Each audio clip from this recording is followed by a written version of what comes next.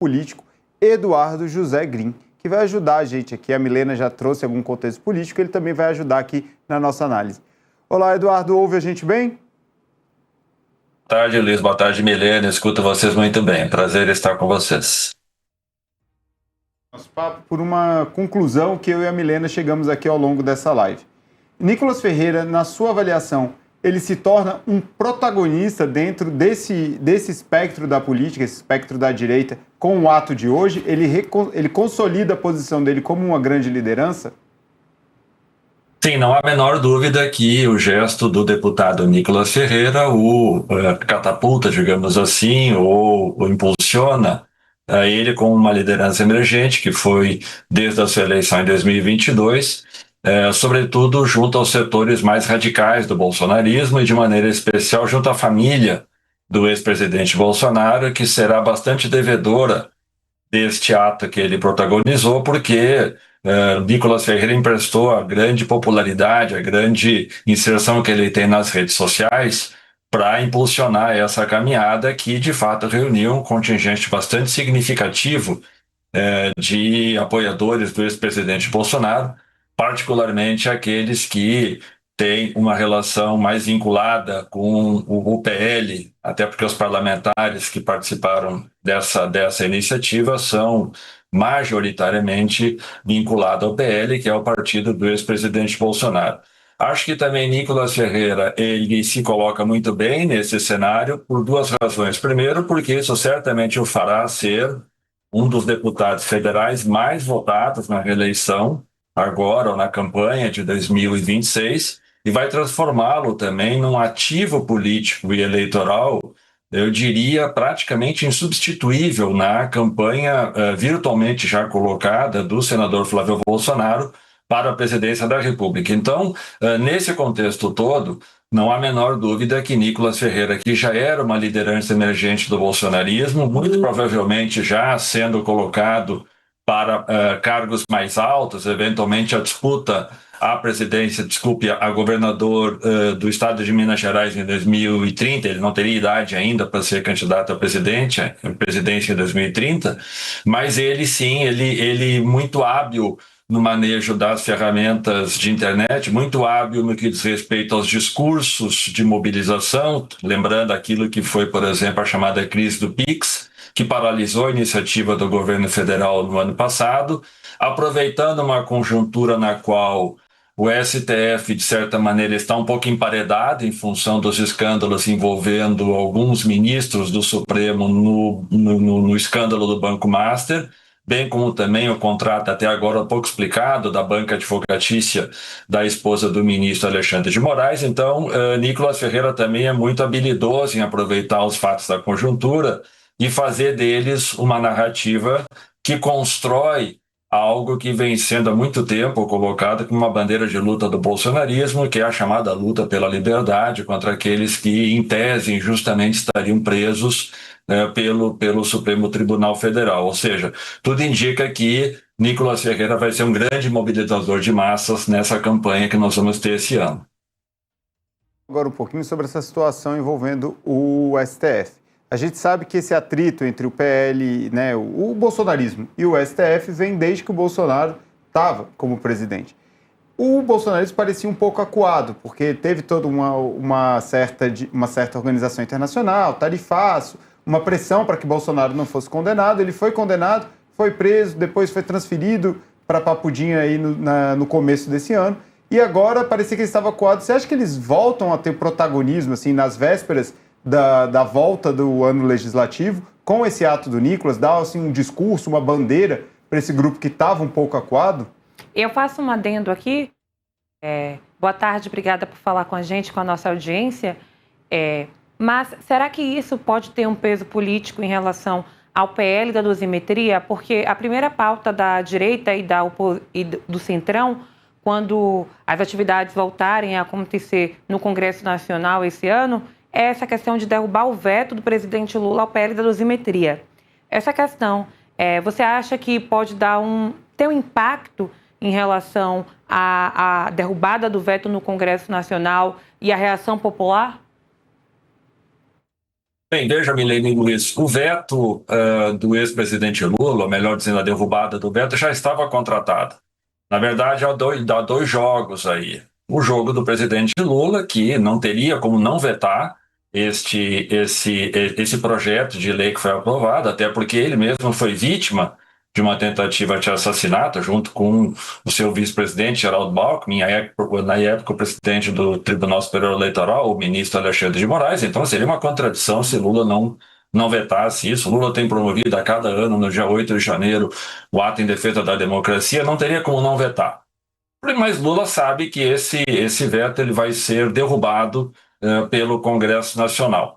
Então, nesse sentido, a mobilização do Nicolas Ferreira, claro que ela joga mais água no moinho no sentido de ter uma votação maior em favor do PL da dosimetria, mas acho que, sobretudo, dá uma mostra de que o partido do ex-presidente Bolsonaro, sobretudo a ala, digamos, mais bolsonarista, ela está bastante organizada e essa passeata, por assim dizer, é uma espécie de arrumação da tropa para preparar todo mundo para a disputa política e eleitoral que nós vamos ter nesse ano. Então, o que a gente está vendo é que o bolsonarismo, a partir de algumas lideranças como o Nicolas Ferreira, ainda tem uma enorme capacidade de mobilização popular e de mobilização de massa e que poderá, em alguma circunstância, ser bastante útil, eventualmente, para pressionar ou fazer barulho, por assim dizer, dentro do Congresso Nacional em algumas pautas que são caras para a extrema-direita, como, por exemplo, a discussão da PEC da segurança,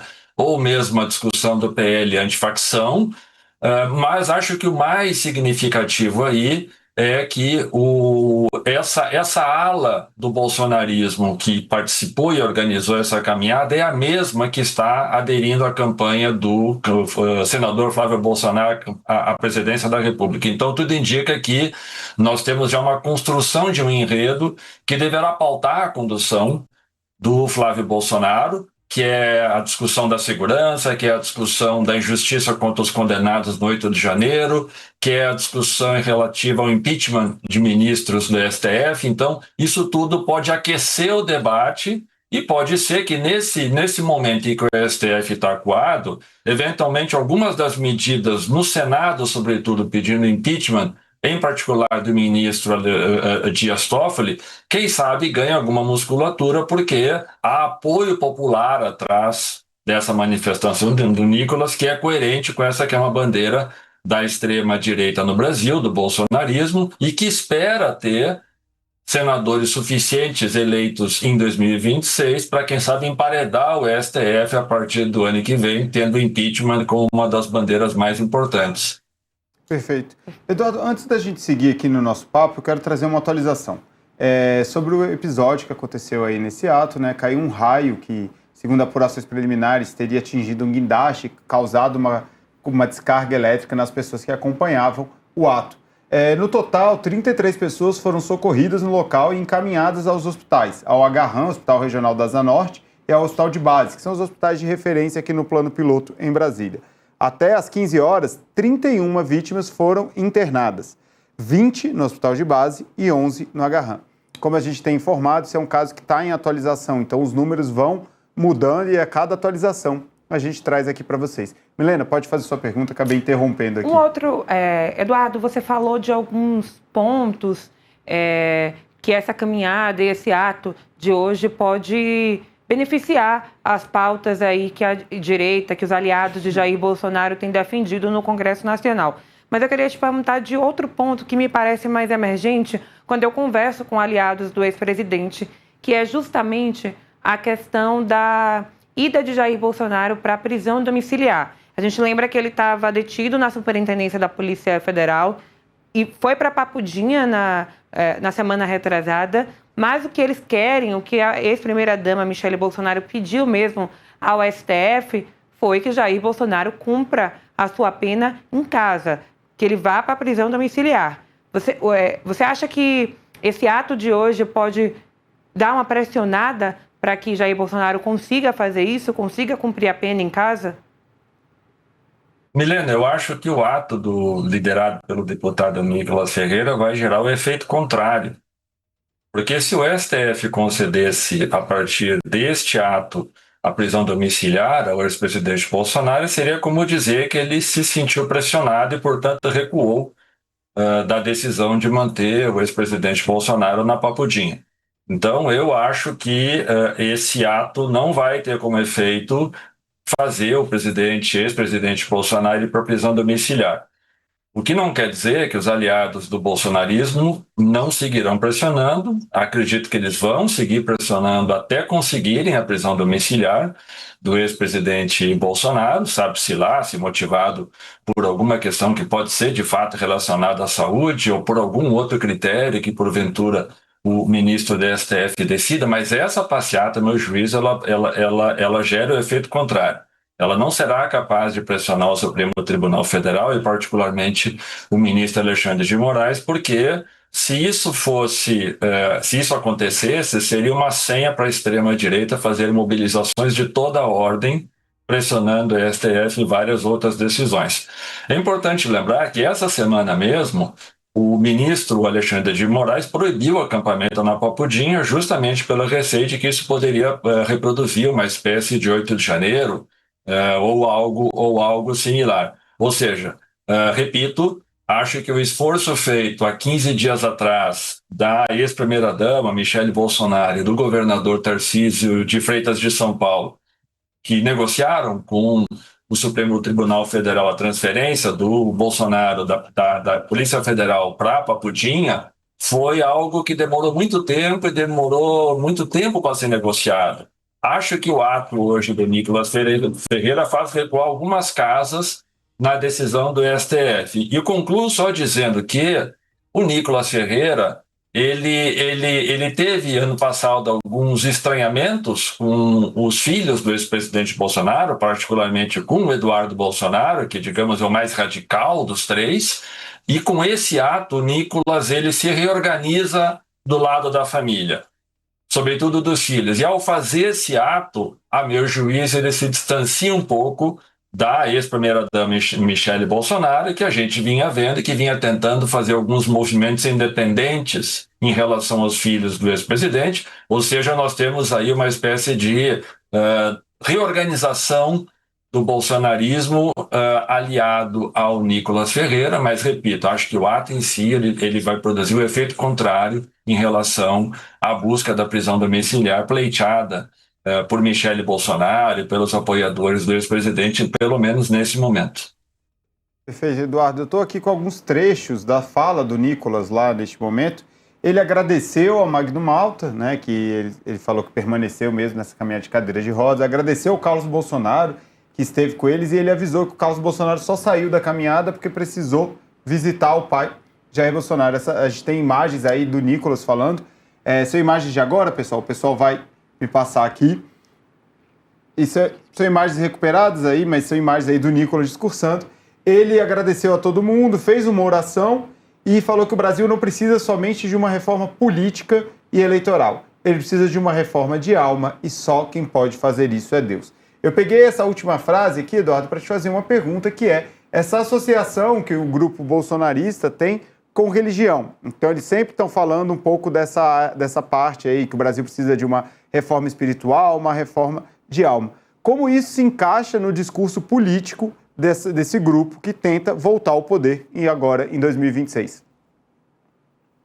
É muito importante a lembrança desse aspecto, Luiz, porque se a gente observar toda a caminhada, ela é marcada sempre por fortes imagens e simbolismos do sofrimento de alguém que é temente a Deus, do sofrimento de alguém que precisa demonstrar resistência para atingir um objetivo maior na vida, da ideia de autopunição como forma de conseguir a redenção, liberdade, enfim, essa simbologia toda muito importante em quem é crente, temente a uma entidade superior, Deus ou alguma imagem nesse sentido, foi amplamente utilizada pelo deputado Nicolas Ferreira e seus apoiadores, imagens do tipo Magno Malta sofrendo numa cadeira de rodas, mas ainda assim do lado dos apoiadores, deputados dizendo que estavam com os pés esfolados de tanto caminhar, mas que valia o esforço em função da busca da liberdade, que eles estão doando parte da sua vida, para um esforço que vale a pena. Então, não há a menor dúvida que este diálogo ele está muito próximo. Esse diálogo ele sempre foi muito explorado, como você bem lembrou, pelo Jair Bolsonaro e pelos seus familiares, pela ex-primeira-dama, inclusive, e vale lembrar que o Flávio Bolsonaro, desde que se colocou na posição de postulante ou de pretendente a disputar a presidência da República, tem usado e abusado de imagens e religiosas nesse sentido. Vale lembrar que o uso da religião pelo bolsonarismo, neste momento, é bastante importante porque nós vemos um racha dentro do movimento evangélico que apoiou Bolsonaro lá atrás. Nós estamos vendo, por exemplo, Silas Malafaia, a principal liderança desses setores religiosos mais conservadores, dizendo que a candidatura de Flávio Bolsonaro não empolga aos evangélicos. De outro lado, nós temos Damares Alves, que é aliada da ex-primeira-dama Michele Bolsonaro, que diz que apoiará Bolsonaro porque Jair Bolsonaro assim o define. Mas nós não temos hoje uma aliança dentro do movimento evangélico que nós possamos dizer que, pelo menos até agora, esteja unificada para apoiar a candidatura de Flávio Bolsonaro. Então, esse esforço do Nicolas Ferreira é justamente para tentar reduzir as fissuras dentro do apoio desses setores evangélicos e tentar criar, vamos dizer, unidade deste apoio que será fundamental, porque esse é um eleitorado com o qual o bolsonarismo entende ser cativo do apoio que espera ter para apoiar Flávio Bolsonaro. Então, o uso dessa simbologia, esta passeata ou essa caminhada feita de Minas Gerais até Brasília e a utilização de expressões e simbolismos vinculados ao mundo evangélico, ao meu juízo, também tem esse objetivo de reduzir um pouco essas fissuras ou rachaduras que, no último momento, a gente vem vendo dentro do movimento evangélico, que seria muito prejudicial para a candidatura de Flávio Bolsonaro. Obrigado, Eduardo. Agradeço aí. Quando você falava, a gente precisou fazer aqui uma reconfiguração no nosso estúdio. Vou trazer uma informação aqui. O Nicolas já encerrou o discurso. Ele teve mais ou menos entre 4 e 5 minutos. Foi um discurso rápido, né? Essas informações que a nossa reportagem manda pra gente. A gente já previa que ia ser um discurso rápido, né, Milena? Breve discurso e que só ele falaria também, né? Por causa até do cansaço que o próprio ato gerou, né? Afinal de contas, são 230 quilômetros que ele trouxe. Eu acho que o Eduardo trouxe um panorama bem interessante da associação entre religião e política, que era o que a gente estava em dúvida. E a gente vinha conversando mais cedo também sobre outros impactos políticos, agora no outro lado, no outro campo, Eduardo. Como você acha que isso reflete no governo? Como o governo pode se preparar para reagir, já que o governo precisa dar uma resposta para esse ato que tem muita... As imagens carregam muitas mensagens, né? Como o governo pode reagir a esse ato do Nicolas? Veja, eu acho que esse é um ato do PL, é um ato do setor mais radical do PL, vamos dizer assim, ou do bolsonarismo raiz, e, portanto, ele não é um ato que a gente possa dizer que reúne a oposição ao governo Lula. Ele reúne a ala mais hoje alinhada à candidatura do senador Flávio Bolsonaro. Num contexto no qual, ao que tudo indica, nós teremos uma eleição presidencial bastante disputada entre Lula e Flávio Bolsonaro, ainda que nós possamos ter outras candidaturas no campo da oposição, mas tudo indica que será uma eleição, como a gente tem comentado, polarizada entre esses dois campos. Me parece que o governo, nesse sentido, ele apenas está sendo avisado que a eleição desse ano será muito dura e muito disputada, porque o bolsonarismo segue tendo capacidade de mobilização. Qual deve ser ou qual poderia ser a resposta do governo? Eu não acho que o governo deva fazer menção, referência a essa passeata, porque ela é uma passeata do seu campo oposicionista.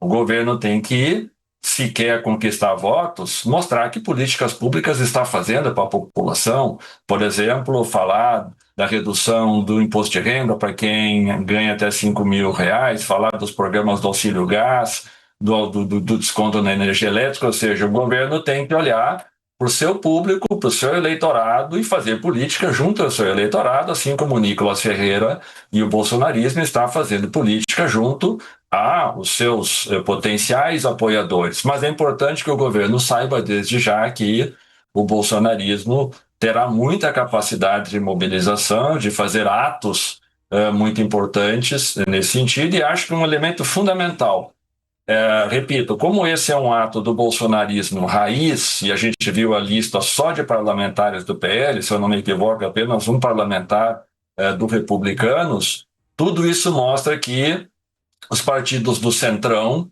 ainda não estão convencidos de todo da capacidade eleitoral da candidatura de Flávio Bolsonaro, e acho que o governo pode, portanto, a partir desse ato, voltar a insistir para atrair segmentos dos partidos do Centrão, como o PT, como o PSD, mesmo o MDB, em estados, sobretudo do Norte e do Nordeste, que serão fundamentais para o presidente Lula ter palanques estaduais. Então, repito, é um ato importante, mas é um ato de um setor do PL que até agora não conseguiu ampliar para o espectro do centro político o apoio à candidatura de Flávio Bolsonaro. Então, este eu acho que deveria ser, ou poderia ser uma atitude do governo.